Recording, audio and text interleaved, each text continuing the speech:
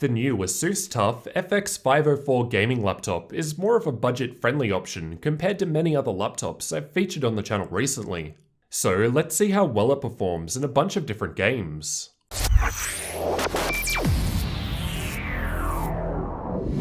Just quickly before we dig into the benchmark results, I'll cover off the main specs in the laptop. There's an Intel i7-8750H CPU, although it's also available with 8300H. Nvidia 1050 Ti graphics with 4GB of GDDR5 memory, and a single 16GB stick of DDR4 memory at 2666 MHz. So you could probably improve performance a little by running in dual channel.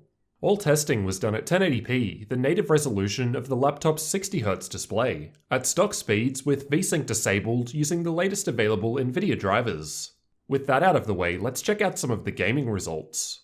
Starting out with Fortnite, it played really well at medium or low settings. I noticed a lot of dips even while just moving around any higher, which is reflected by the 1% lows.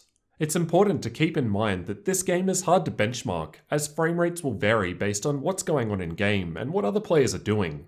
Overwatch was tested playing with the bots, and the average frame rates are quite high, but again the 1% lows do drop quite a lot. I was experiencing some stuttering at all setting levels, and this got much worse at the higher settings, making it feel unplayable. Not too bad at the lower settings though, but not ideal. CSGO is going alright in terms of averages in this test, but as usual the 1% lows aren't that great due to the smokes in the benchmark test.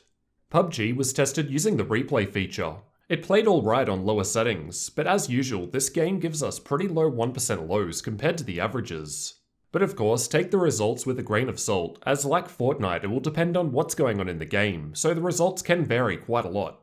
I've tested Far Cry 5 with the built-in benchmark, and the results aren't too great, still playable at lower settings though.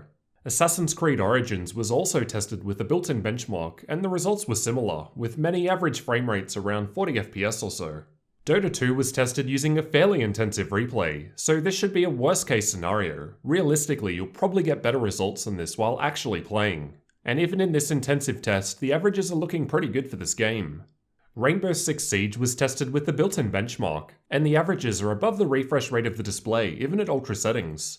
And although the 1% lows are a bit behind, they're still quite high, so the dips weren't too bad or noticeable. Testing Battlefield 1 in the first campaign mission felt a little stuttery at ultra and high settings at times, but ran quite well at medium or low.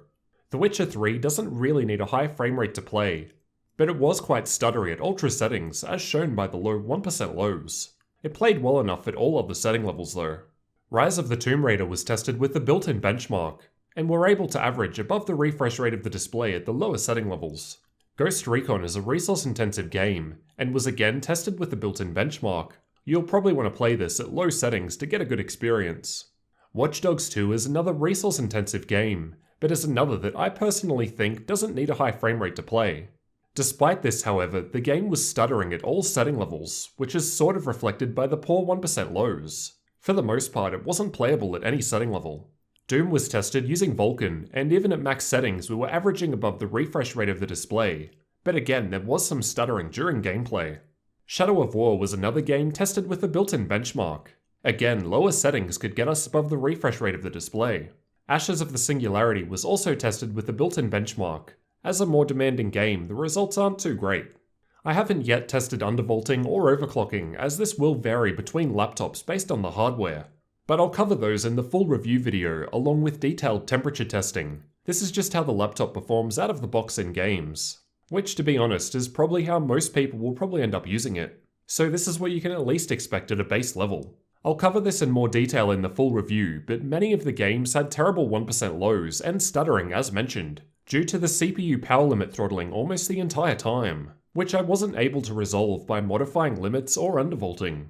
So how do you guys think the ASUS TUF FX504 gaming laptop did in these games? The 1050 Ti is still a pretty decent mid-range choice, and works well with less demanding games at 1080p with fair settings. Although as we've seen in many modern AAA games, you might need to instead look at 1060 graphics. It all depends on what you're playing. Let me know what you guys thought down in the comments, and don't forget to subscribe for the full review of the ASUS TUF FX504 gaming laptop, as well as future tech videos like this one.